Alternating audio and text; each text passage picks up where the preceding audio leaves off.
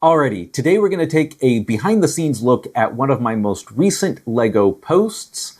And this is not a picture. It is a combination of parts of 6 different photos all combined into one. But first, let's take a look at the build. This build is very loosely based off of the original cover art for the Dragon Reborn book that was painted by Daryl K. Sweet. The original cover art had a number of inaccuracies from the book itself, and I tried to address as many of those as possible. I also ultimately went with a scene that's slightly later in the book. This takes place in the heart of the stone, which is a grand hall deep in the Stone of Tyr, and it's described as having polished red stone pillars and a pale gray stone floor that has been worn smooth. And so here it is, the heart of the stone, and the main reason why I had to combine multiple photos is I only built half the pillars. This is a technique I generally try to avoid doing as it just complicates the process. But in this case here, I realized that if I built 4 pillars instead of 8, I would end up saving about $70 to $80. And I knew this was a build that was only going to be for a photograph. It wasn't going to be displayed at a convention or anything like that. And so in the end, I decided the little bit of extra work was going to be worth saving the money. The photos are mixed by taking a picture, then in this case, moving the pillars from one side to the other, and then taking the photo again without ever bumping the table, the camera, or anything else. You have to be very careful in moving stuff and ensure that nothing moves except for, in this case, the pillars. So you absolutely need a stable tripod. You will also need to set your camera up on a timer. Most cameras have an option for a 2-second timer, which allows you to hit the shutter button and then lets the camera settle from that movement before it actually takes the photo. This will help ensure that the camera does not have even the slightest movement while the shutter is open. And this is very essential to make sure that nothing's blurred and that when you're layering the 2 images, everything lines up perfectly. My other additional photos are performed in the same way, but are essentially taking it with a spotlight on the Rand minifigure and without the light. This light was used to replicate the glow of Kalendor, the sword, and in this case, I simply just used the flashlight from my cell phone. I also ultimately have not been able to find the perfect piece for the sword Kalendor. A while ago, I came across this aftermarket sword, which is pretty good on the hilt and crossguard, but the sword should have a single-edged, slightly curved blade. And so then I utilized the new opalescent version of the katana from one of the recent Ninjago Dragon's Rising sets.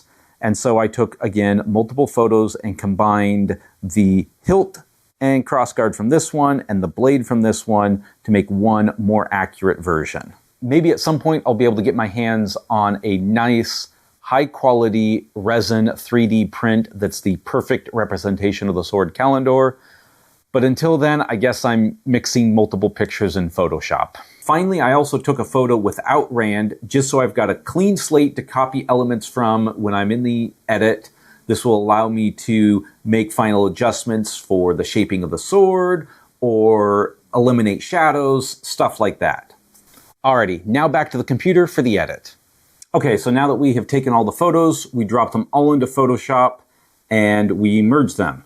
So I've got all the photos in here, and I've labeled them. So this is the pillars on the right side with no light, left side with no light, right with a light, left with a light, alternate version of the sword, and then the version that does not have the Rand minifigure. Here we go. Pretty simple.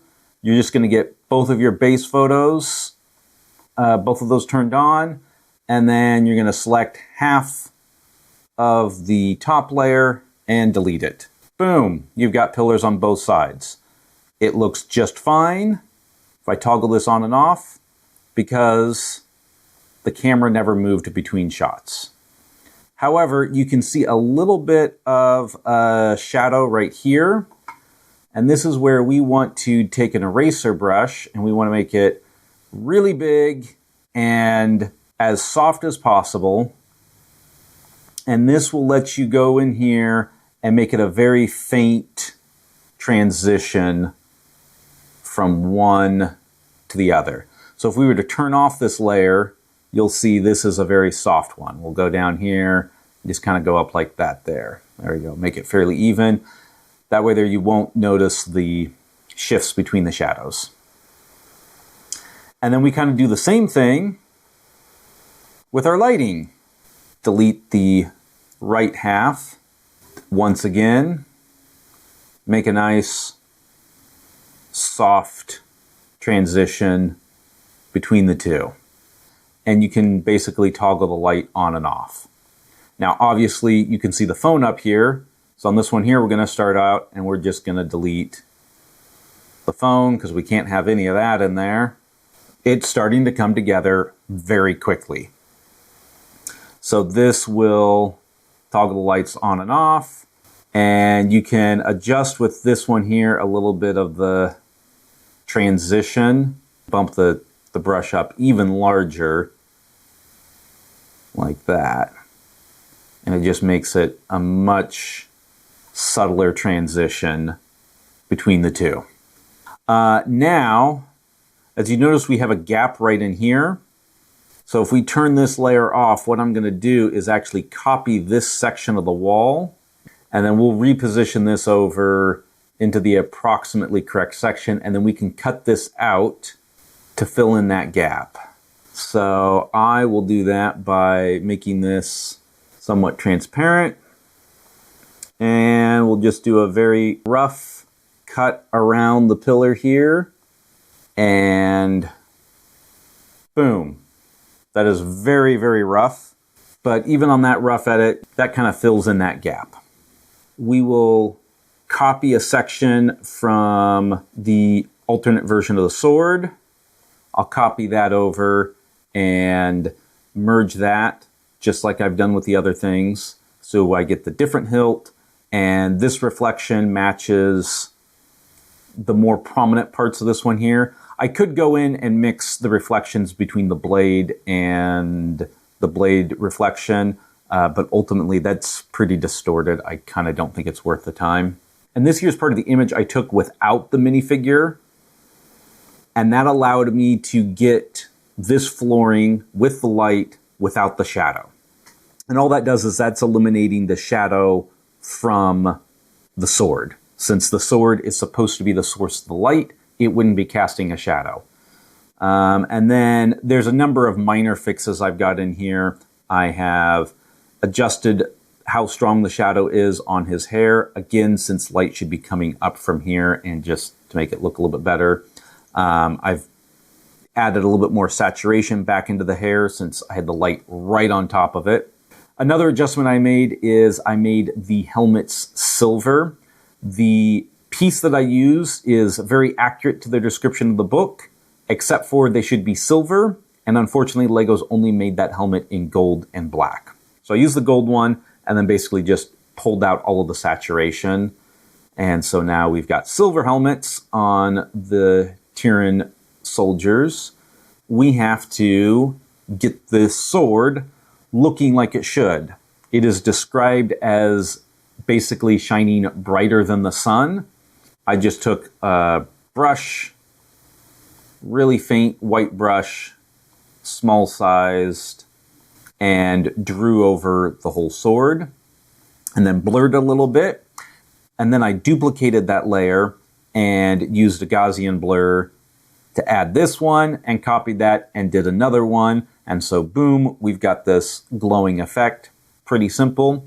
And then I have to replicate that again for the reflection down here, but I made it not quite as bright.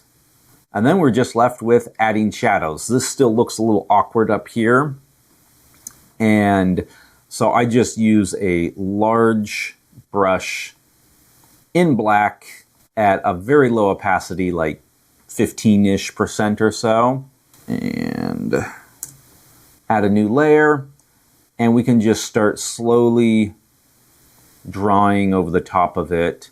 And this will kind of also allow you to have a little bit of a vignetting, but it will just kind of make the hall look larger and the lighting a little bit more natural.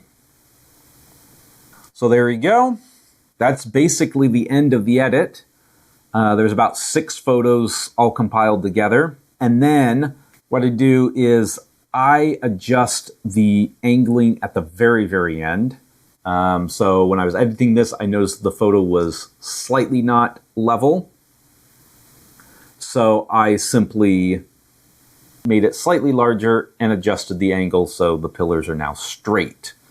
I do this at the very end so that every pixel of the image gets edited, and then I do the crop.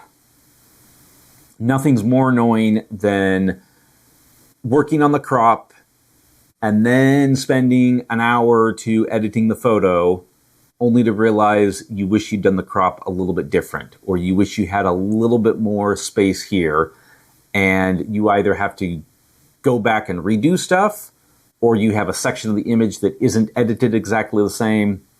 It's just easier if you don't do the crop until the very end. And this one here is a fairly minor one. Just zooms in a little bit and straightens it out. Even in this case here, we lost the gold band that was right up here at the very top. And I think that's okay. It is a little small detail, but it almost was a little distracting because it was the only pillar that you saw that higher band of gold on. And so I kind of think this works better anyways. But there you go. This edit is fairly moderately complicated. I've definitely done ones that have been a lot more complicated, and I've done ones that have been significantly simpler. Once again, I generally prefer to avoid compiling too many photos together. However, it is a very good skill to have. It can really help you in a few situations, or in a case like this here, it just let me save some money, and that will allow me to use that money for another project or, whatever. And so it's just nice to be able to have that option available. Anyways, I hope you've enjoyed this video, and until next time, Brick Ninja out.